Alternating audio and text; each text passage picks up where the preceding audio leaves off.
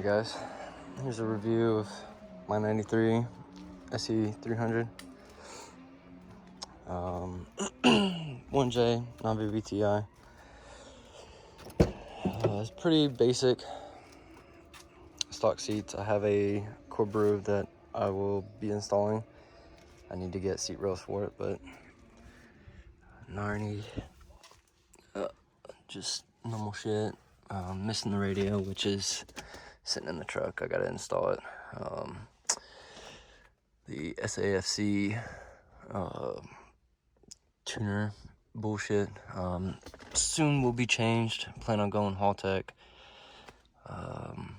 but nice, the black interior that was swapped into it.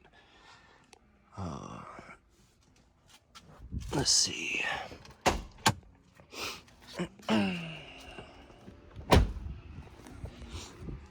Got my handy dandy jack.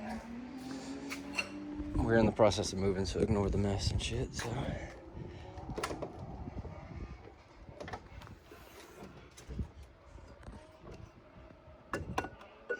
throw that right there.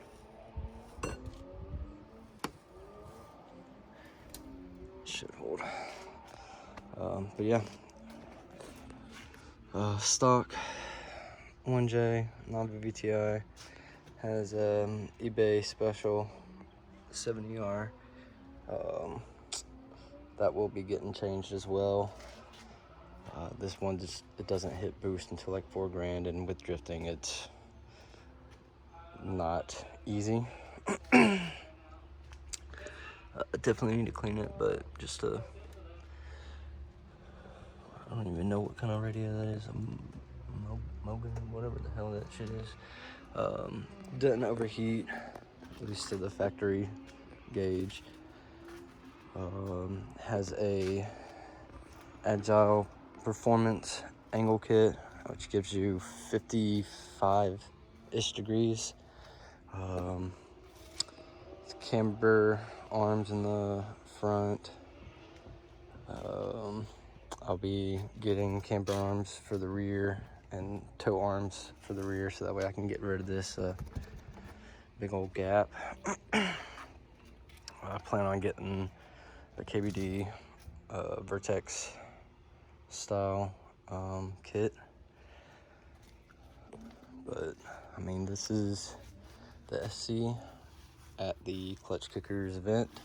Somehow debeated a front tire, ripped off the side skirt, and I gotta get new clips for the molding part. But if I'm getting the KBD skirts and bumpers, I might not worry about it. But it has the KBD front and rear overs. I've always liked their stuff. I ran front bumper on my Z with them and hit plenty of cones, and the paint was already chipped on it, so I didn't have to worry about like fiberglass of it cracking and damaging anything. So I mean, nice and flexible. Apparently I went mud bogging. Megan springs or coilovers, I plan on upgrading those to BCs, but I'll be gone in Japan for 6 months, and hopefully I can find some pretty good parts out there for it, for the low. This is my first JZ, so I don't know too much about JZs. I know that they sound sweet, reliable, and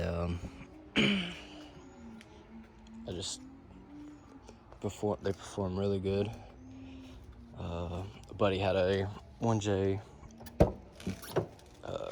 240 coupe, and that thing was freaking rad. Let's see. This is the interior view, and I mean, everything's dirty and all that kind of crap, so but Z32 trans, Collins adapter.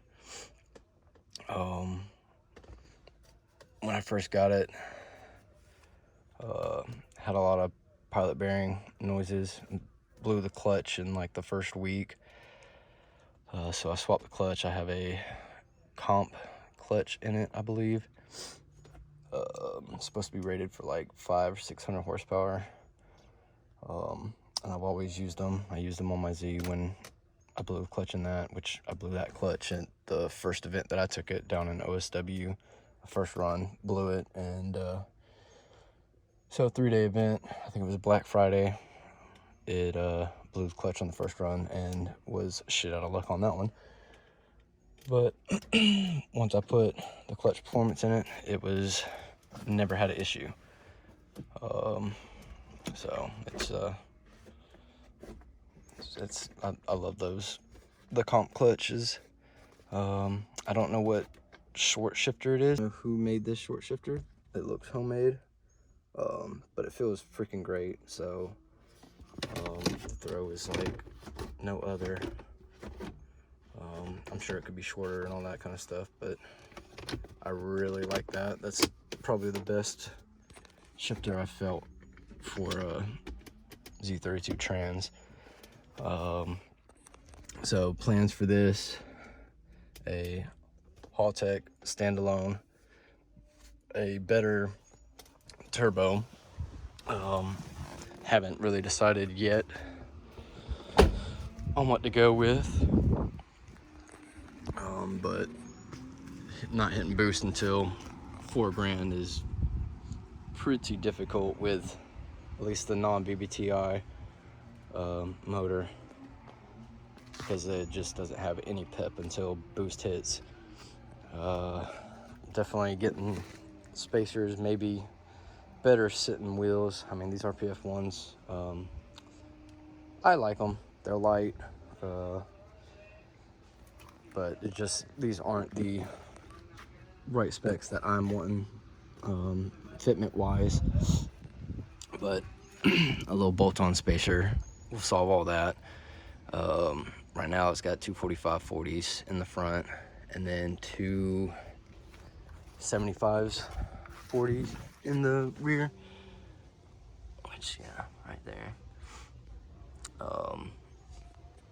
But I probably will not be running that big of a tire for drifting. It is this is some grippy things. These tires are pretty much shot, so in the rain this thing will rip. But I mean, for drifting in the dry, I'm not wanting to risk blowing a diff or axles. From my knowledge, it is a stock diff that is welded, stock axles, put extended studs in the front, need to put them in the rear. Let's see. I do need to put a hydro in it, but I don't want to cut up this interior. It's in pretty good shape, so I don't want to just cut up the center and just to have a hydro. I'd rather have the stock handbrake work, which I messed around with it a little bit, and it's just, for the dry, it isn't gonna lock up. I have to look into maybe some new shoes or something like that, because it is a drum setup in the rear. But I think I need to get a shroud. I've heard a lot of things saying these things love to overheat if you don't have a shroud, but I drove it all the way down to the Clutch Kickers event, which was like 5 hours. Didn't have a single issue. Drove it all day, didn't have an issue other than, I mean, the boost, and it's just being stupid hard to drive.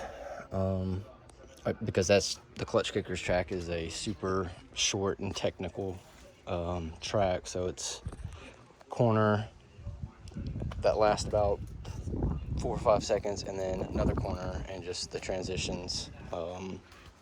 It's just a super technical track, and with something that doesn't hit boost until 4 grand doesn't help, because my second gear can hit all the way up to like 70 or 80 miles an hour in second gear. So I don't know if I need to change the ratio for the diff, or try to spend the extra money on a better turbo that I'll get in boost way sooner. I don't know. Yeah, this thing is disgusting. I haven't washed it since we came back from the event. Not really sure what intercooler, but I mean, everything works. It's got power steering. I'm not sure what manifold it is, but everything is just a bone stock JZ. Definitely have plans for it. Want to get battle version arms, so that way I can have the alignment to the way that I like it. But it is a pretty sick car. I mean, I've done nothing but enjoy it since I got it, and I feel like it's going to be a really good chassis. I mean, I'm used to heavier chassis with the Z32, so when I actually would get it into drift and all that, it felt phenomenal. The angle feels great with the agile performance, way better than stock. And I mean, for $400, like, you can't beat it. And because I mean, the only other kit that I saw for angle for these cars were the Wisefab, which are over $2,000, you know. So for $400 to have 55 degrees, and sure, you could have more, but I mean, 20 degrees for another $1,600, is it worth it? I mean, maybe if it was a comp car or some crap like that, but this is going to be a street shark drift car kind of thing. So I couldn't see the reasoning to get a Wisefab. But yeah, there's definitely gonna be more to come on this, especially once I get back from Japan. I'm definitely gonna find some goodies for this thing and definitely get it sit a lot better, because this fitment is just if you can do this, your fitment's whack. And so definitely not for me, you know. Dang, I can't go much longer in the back with those 275s.